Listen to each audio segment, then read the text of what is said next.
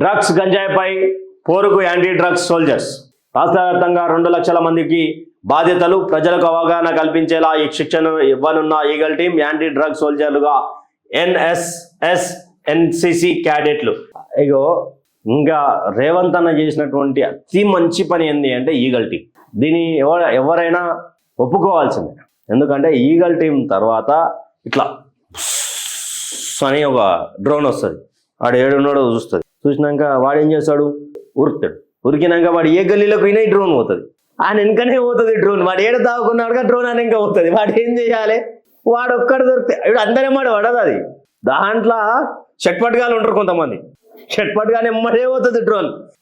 ఒక మధ్యలో డివేట్ చేస్తా ఉన్నా, మిస్టర్ మల్లికార్జున్ అని ఒక అఫీషియల్ యూట్యూబ్ ఛానల్ ఉంటుంది.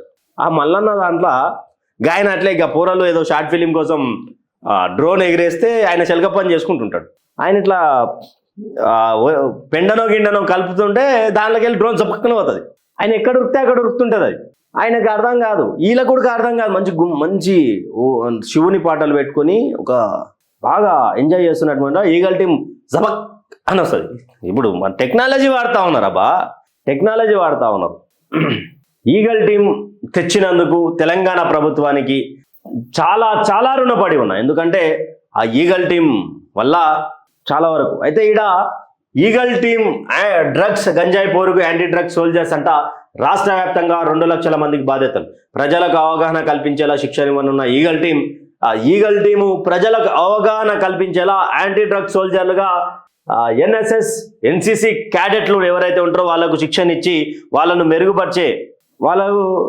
మెరుగుపరిచి వాళ్ళను ఎవరైతే యాంటీ డ్రగ్స్ గంజాయి ఉన్నదో అంతవరకు యాంటీ డ్రగ్స్ వరకు పోతామో లేదా కానీ చిన్న పిల్లలు, చిన్న జీవితాలు గంజాయి మత్తులో, డ్రగ్స్ అంటే తీసుకునేంత స్తోమత ఉన్నదో నాకు తెలియదు కానీ గంజాయి అయితే ఈజీగా తక్కువ బడ్జెట్లో దొరుకుతుంది. కాబట్టి అంటే తక్కువ అంటే నేను తక్కువ అనుకుంటున్నా, మనకు అలవాట్లేదుగా.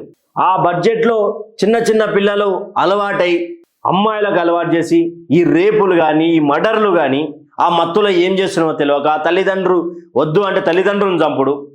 గచ్చిబౌలిలో చూసినాం కదా మనం, తండ్రిని చంపిండు. అది ఈ బెట్టింగ్ యాప్స్ అనేది విషయంలో కావచ్చు, ఎన్ని విషయంలో పోరగాళ్ళు ఖరాబ్ అవుతా ఉంటాం. ఈగల్ టీం ఇంకా మరింత వేగంగా పనిచేసి తెలంగాణ పౌరులైనటువంటి ఈరోజు బాలలు రేపటి మన దేశ పౌరులు కదా, ఈ బాలల్ని తుంచితే ఈయన తుంచేద్దాం. మళ్ళీ పౌరుడైనాక ఆడ పెద్ద పౌరుడైనాక ఈడింగా 10 మందిని తయారు చేస్తాడు. అయితే ఈయన తుంచుదాం, లేకపోతే మనం మంచిగా చేయడం. ఈగల్ టీంకి ఇది ఒక ఏమంటారు విన్నపం చిత్రగుప్తు నుండి.